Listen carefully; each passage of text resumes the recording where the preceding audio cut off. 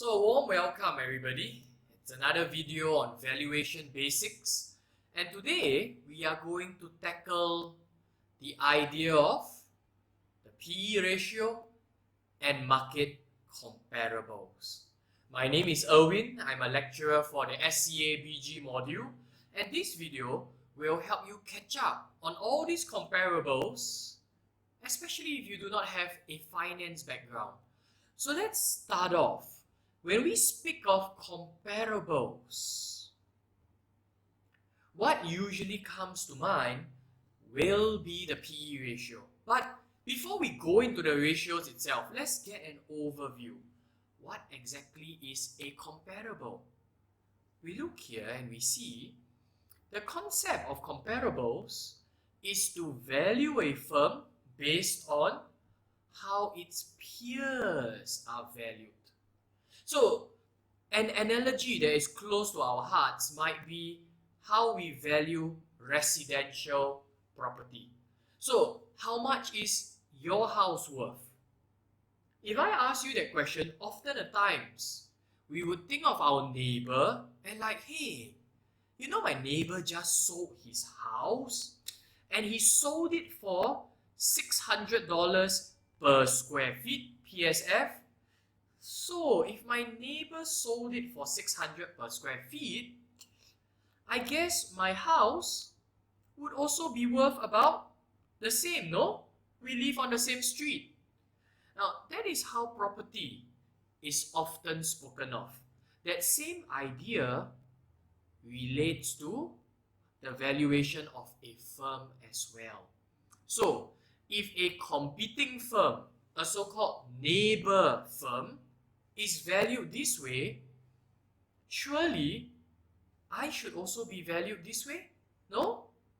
So, that is the idea, and using that idea in business, of course, we do not speak of PSF, that doesn't make any sense. What comes as a comparable in business is the PE ratio, or the price earnings multiple. Now, this multiple shows how many times an investor is willing to pay for a dollar of earnings. So let's just take a quick one using the formula as a point of reference. The PE ratio equals price per share over earnings per share. So if the price of my share is $10 and my earnings per share is $1, that means you are willing to pay 10 times for a single dollar of earnings. Which means, people, if the earnings are always $1 per share every year consistently, how long will you take to get back your investment? Right? You are paying $10 for the share earns $1 a year consistently. We can think of it as, hey, I'm going to take 10 years if nothing changes. Okay? In 10 years' time, I would recoup my investment and then we talk about making money. Alright? So that is the basic idea of the PE ratio. Some might ask, but what is this strange thing, earnings per share? Earnings per share is calculated by the total annual profit that belongs to shareholders, attributable to them. You just take that amount and you divide it by the number of equity shares outstanding. So, if our company earns an annual profit of 100 million and you also have 100 million outstanding shares, each share earns $1. And that, my friends, is earnings per share. So these are straightforward, simple concepts. Let's look at the question, how it is applied. Now, Meet Your Match is in the industry of producing plant-based meats. Now, is that nice? I'm not sure. I've never eaten them. But it is definitely trending, okay? So, this company has annual profits of $2 million and, wow, 200 million outstanding shares. Now its peers, because this is such a hot area, its peers are trading at a PE ratio of 60. How could Meet Your Match be valued on a per share basis? So that will be one. And a total firm basis. That will be another one. Now let's do it first on a per share basis. If we do it on a per share basis, the PE ratio tells us this, right? Your PE ratio equals to the price per share divided by earnings per share. If you don't mind, I will use short form. You could always refer to the formula above. I'm just writing the same formula in short form. Now, what is the earnings per share? I need to find it first before I can continue my workings. So, what is the earnings per share? Let's work it out. Earnings per share. I need my total earnings. Ooh, $2 million. Okay? And I divide it by the total outstanding shares, 200 million. So, just put 200M here. The earnings per share would be 1 cent per share, isn't it? Okay, so my earnings per share are 1 cent per share. I now go back to my dear PE, right? Here the formula says PE ratio equals to the price over EPS. Now, if I think I can get the same PE ratio as my peers, after all, if they are at 60, can't I be at 60? Sure. If that is what you want to think, go ahead. If that is how you want to value it, 60 equals to a certain price. Earnings per share, we calculated 0.01. Your price would then work out to be, okay, I think some simple mental calculation would show 60 cents. Right? 60 cents is 60 times of 1 cent. So this is how you would value. You would say, my shares, I believe, it should be trading at 60 cents. Alright? So you look at where it is trading now. If it is trading at 20 cents, you're like, oh, why isn't it like my peers? Why isn't it trading at 60 cents? It should trade like my peers. So the CEO would then go and investigate to see whether he can push up his share price so that the share price is similar to his peers. Alright? So that is how they usually think of this. Now, what if I want it on a total firm basis? Which means, what is the total value of my firm's equity? This is even easier. If it is on a total, your P ratio here would be total earnings. And on top, you would call it total price, but really this is just the total value of the equity. Okay? Your total price, it's just the total value of your equity. Now, if you have a ratio of 60 and your total earnings is 2 million, what do you think is the total value of your equity? Wow, you are worth $120 million. Okay? So the total value, 120 million. Okay? The total value of your equity or the total value of your shares. So it can be done on a per share basis. It can be done on a total basis. Be familiar with both of them. Now, next question asks, why is there such a high PE ratio? 60 is high. Do you remember earlier I was saying if nothing changes? Remember this part? If nothing changes, you pay $10 for a share.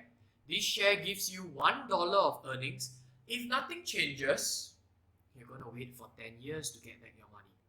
So are we saying here, my goodness, invest in this company and the PE is 60, are we saying I'm going to wait 60 years?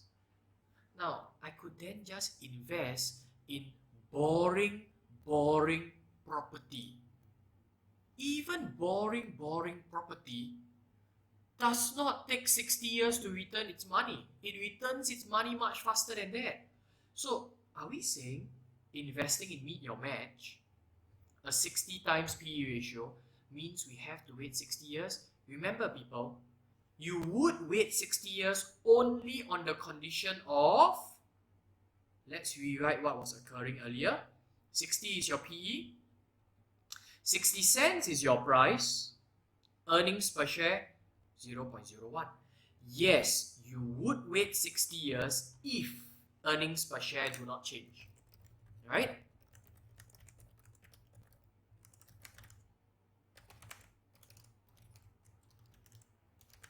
But would the stock market be so patient and want to wait 60 years such that it gives that kind of value?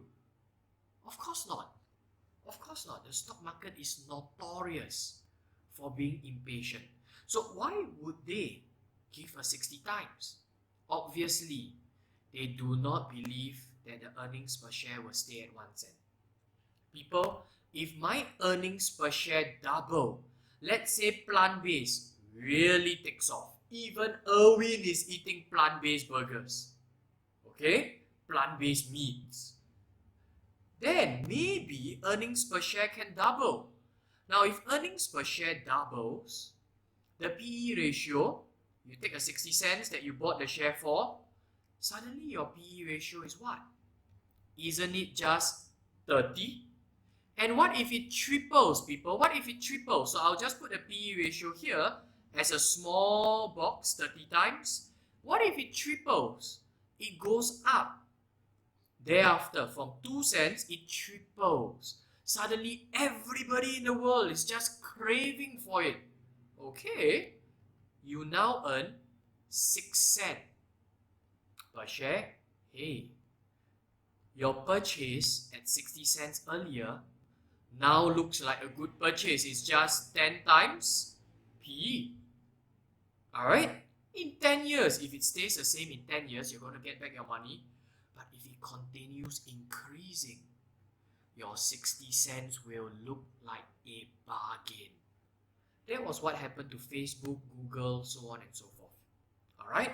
Where their earnings per share exponentially grew, skyrocketed. And an expensive PE in the past, a high PE in the past, then looked like a very reasonable investment. So people, why is there such a high PE? Let's conclude this portion. The reason for a high PE equal expectations of strong growth. That is what your investor is expecting, right? Investors are expecting you will grow your EPS. You're going to make good money, big money in the future. So let's move. We are done with PE. Let's go to another ratio, PS. Now, why is PS something necessary to know? Because it is extremely popular now to have companies that are termed as successful, but they are not profitable. So they can get listed on the stock market, a lot of fanfare, hoo-ha, listing of the year, and you look at it, it's not profitable. If it's not profitable, people, there is no earnings per share. You did not earn anything, you're only losing money. So PE ratio requires earnings per share. A loss-making company, that is not relevant. Okay? Another comparable comes in then. So if you're not making profits, surely you're making sales. I mean, otherwise, how can you be termed as successful, right? Surely you're making some sales. So the PS ratio comes in. Price sales multiple. Now, this goes price per share divide by, instead of earnings, revenue per share. So let's see how we can do this. United Pixels is a high growth firm in the gaming industry. While not yet profitable, investors agree it has excellent prospects. Annual revenue, 18 million. Total shares, 9 million. Now, similar startups are valued at PS, price sales ratio of 7. How could I value United Pixels then? Easy, people. If I use my PS ratio, right? So you just look, I'll copy here, PS ratio, your price per share, you divide it by revenue per share. So let's just branch this out. How do I calculate my revenue per share? I have a total revenue of 18 million and I just divide it by my total shares. My total shares, 9 million. Now, revenue per share is then $2 revenue per share. So, how would I value my share then? If similar startups are at 7 times PS, I'll just put 7 here, the price would then divide by revenue per share $2. What price would give me a 7 times PS just like my peers? A price of $14. Okay, so on a per share basis, this is how I value it. If I am interested in a total firm value, the total equity value of the firm, then I will just take total profits, or sorry, total revenue, right? So we are familiar with that. If we go with total, don't mind, I just scribble it here. Your price sales, if you go with totals, then it will just be the total price, or let's just write this now as equity, divide by your total revenue, alright, or your total sales, okay?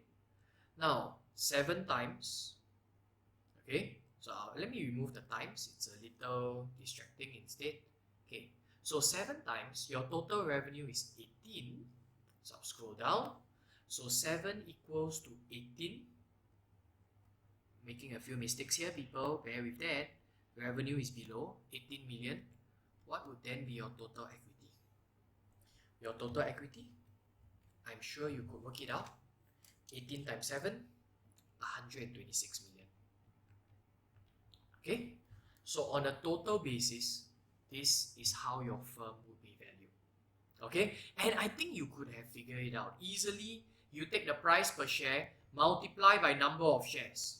How many shares do we have? 9 million, right? Total outstanding shares, 9 million.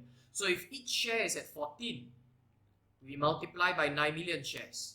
9 times 14, voila! Wouldn't I just get back this 126? So, two sides of the same coin, okay? We can easily convert them either way. Now let's move to another ratio. Another within the SCA BG module is EV over Ebitda. Now this one is slightly tougher. Now EV stands for enterprise value. Ebitda, yep, we just call it Ebitda.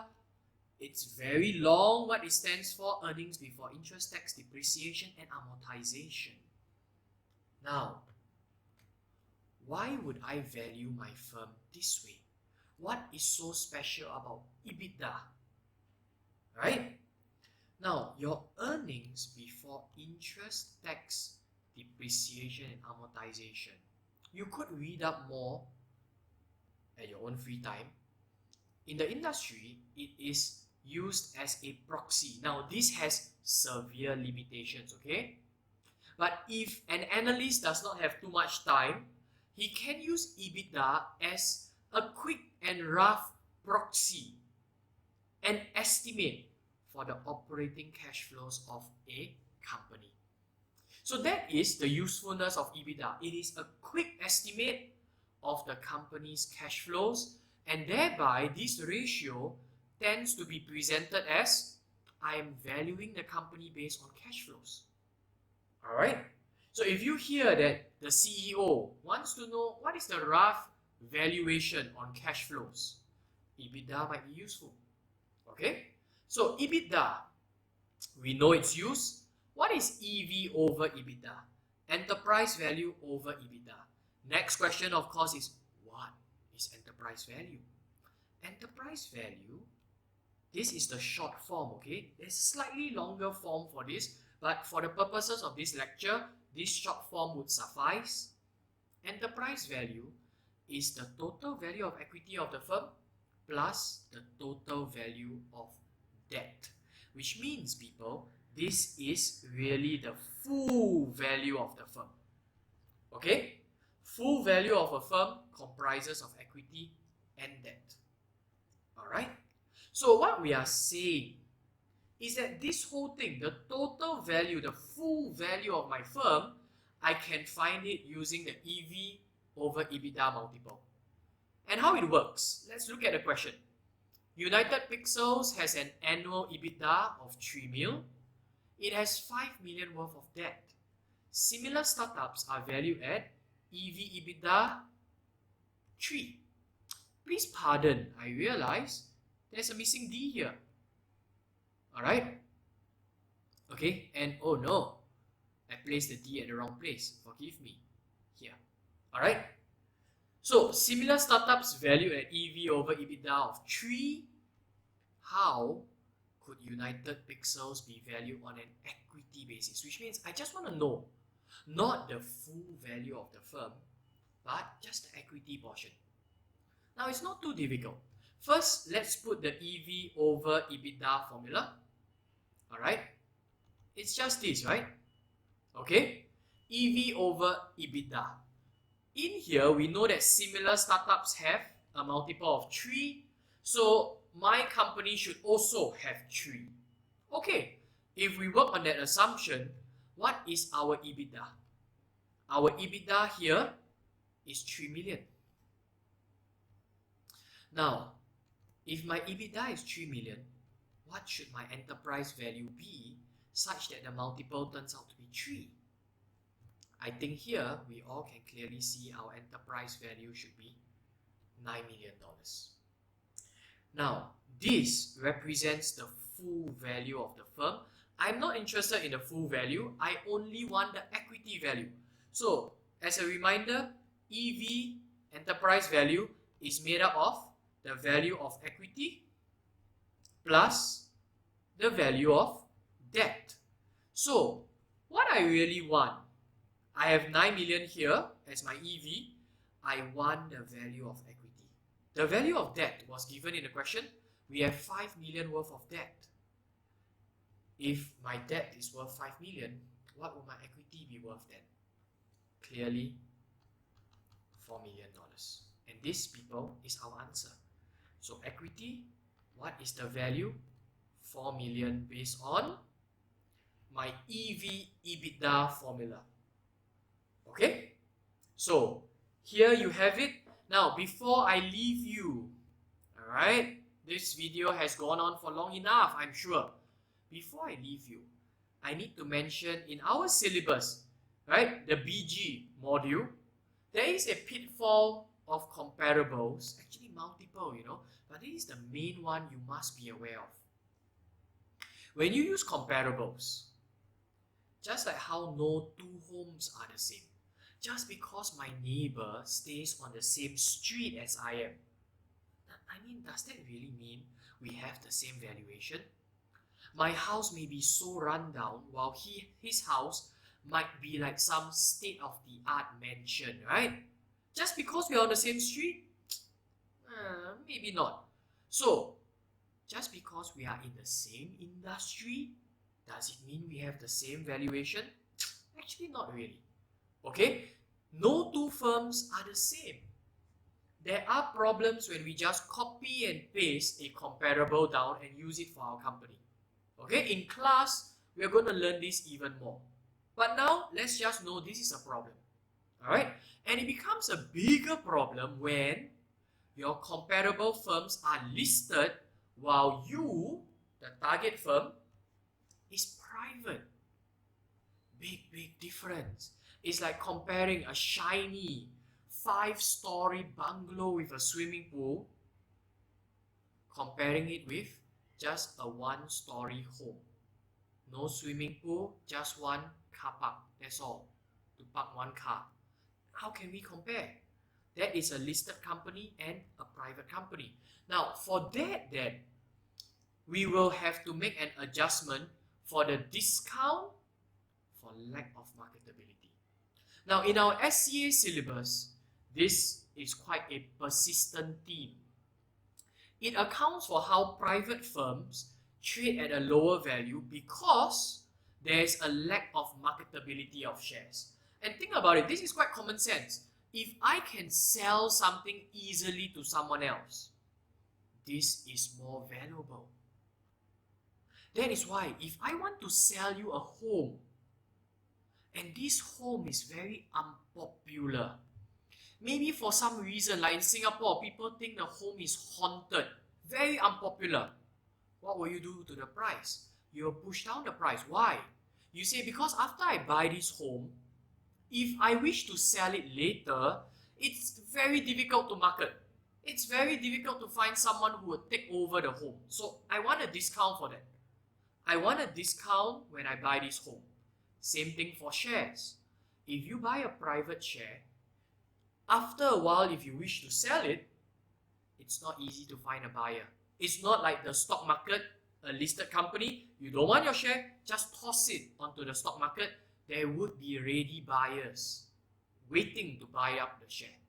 So since there is a lack of marketability, for our module, DLOM is ranging acceptably from 33 to 50%.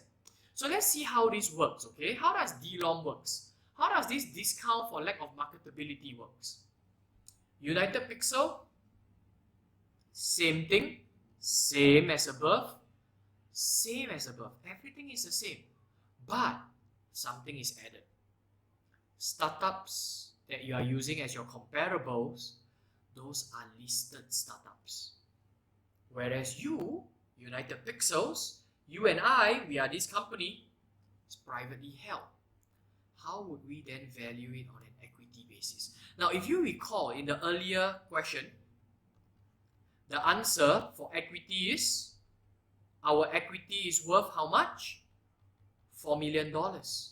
Now, all we need to do is we need to apply a discount. The discount can range from 33% to 50%. Let's apply the lower of the range. Let's apply 33%. Alright? So if I give a 33% discount, I'll just put a DLOM here and I'll multiply like this. 1 minus 33%. I will multiply this figure by 1 minus 33%. I would then get an answer of 2.68 million. People, you have given a discount, a haircut of 33%. You have taken the value, cut off 33%, and this is the remaining value. You are now saying, I would buy you, United Pixels, I would buy all your equity for 2.68 million. Even though after calculation earlier it's worth 4, I'm going to give you a haircut because of your lack of marketability, and I'm offering you 2.68 million. This is how we value it. So folks, that is all the time we have.